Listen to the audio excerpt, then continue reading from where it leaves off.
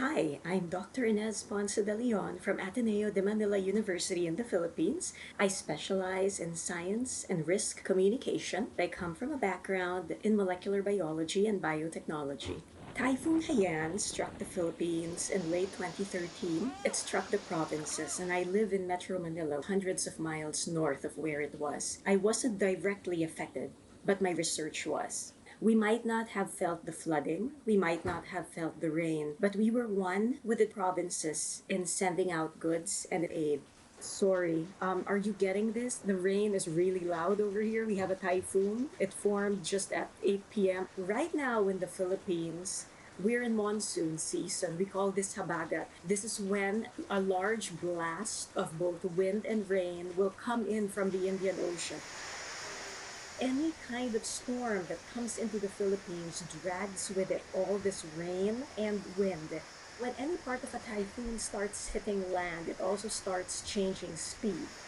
A storm gets to be called a typhoon based on its wind speeds. So once it changes wind speeds, then it gets downgraded to a tropical storm, a tropical depression. Last night it was a tropical depression, but in any case, they've already given it a name.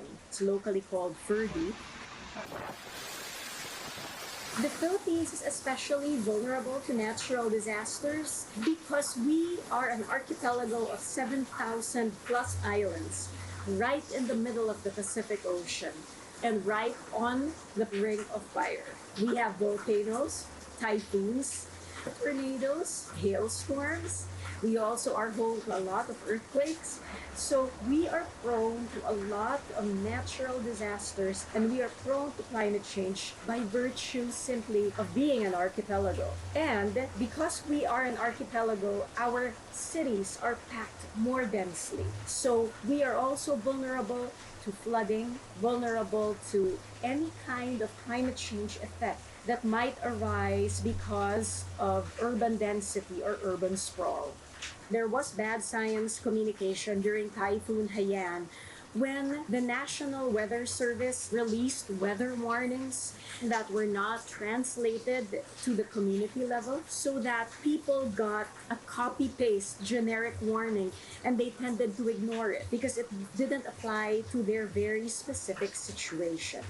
That has since changed. After Haiyan struck, we started instituting the early warning system where people would get at least 72 hours of lead time so that they could respond to a typhoon. In order to do this, we had to mobilize local governments. That meant the village levels, the barangays, the village level. If a typhoon would come, they'd travel to different parts of their village and warn people living by creek sides or riversides. So it's a very specific warning. If you have people living near mountains, then you'd have landslides, rock slides, mudslides. And if you had people living in low-lying areas or valleys, then you'd have flooding.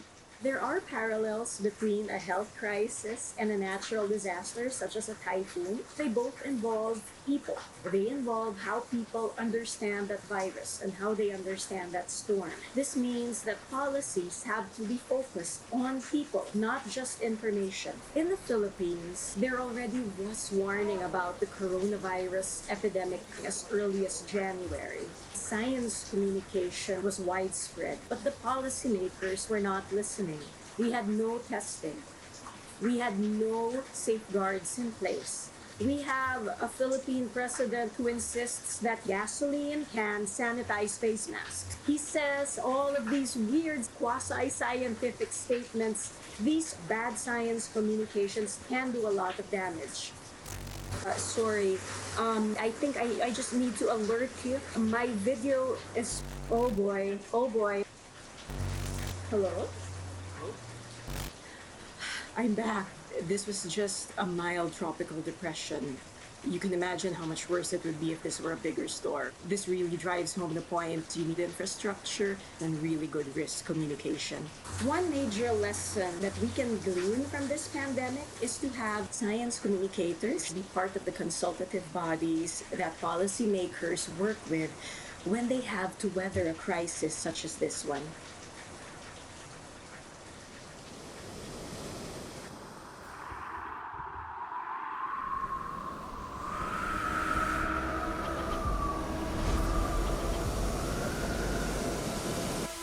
I'm Masataka Watanabe, President of Japanese Association for Science Communication. The main mission of our association is to set up the network between science communicators. When the big earthquake struck Japan, 11 March 2011, we immediately went outside the building and waited over 1 hour. And when we went back to our office, we saw the tsunami video in the news. Public transportation stopped until night, so I had to walk home.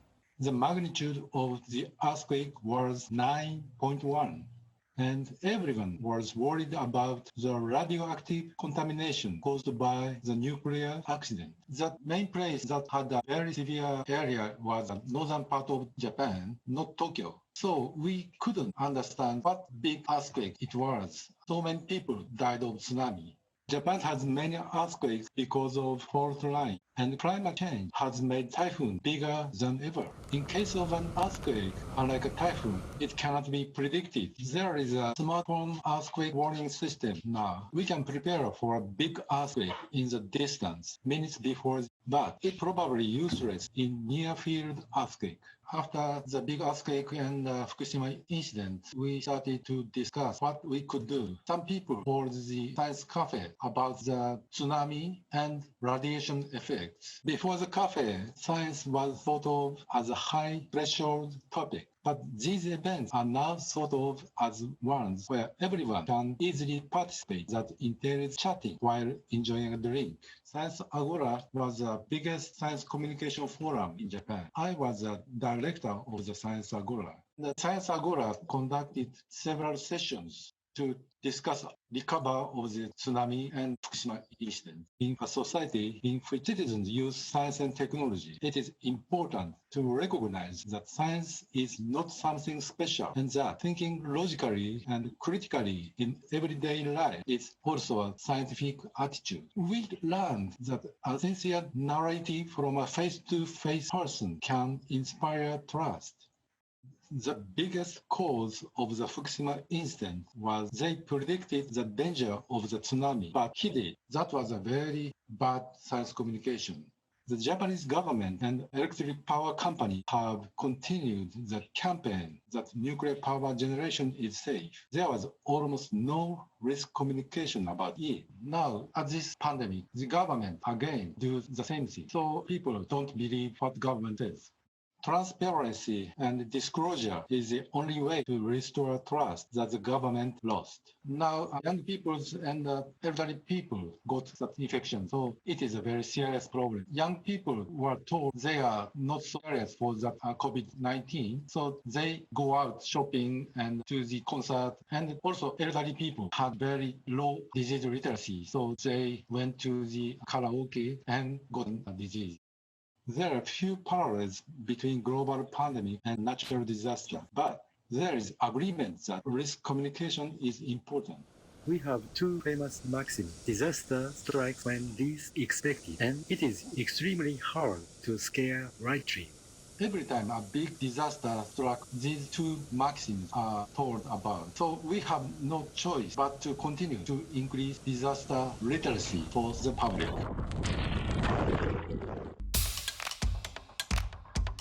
It was really interesting, Masa. The Philippines has really looked up to Japan in this pandemic, and it's so surprising to hear that you guys are running into difficulties. We realize that it is difficult to understand what is risk. In Japanese, risk means danger.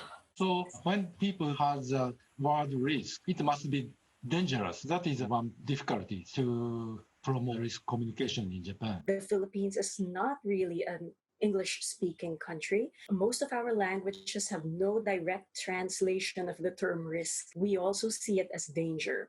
So it's very hard to communicate about risky situations without presenting danger and without scaring people. Philippines is a very multicultural country, but Japan is a very unicultural country. So it is easier to release some information to the old people than Philippines. But natural disasters are getting more severe every year. So we can't anticipate what big the next one is.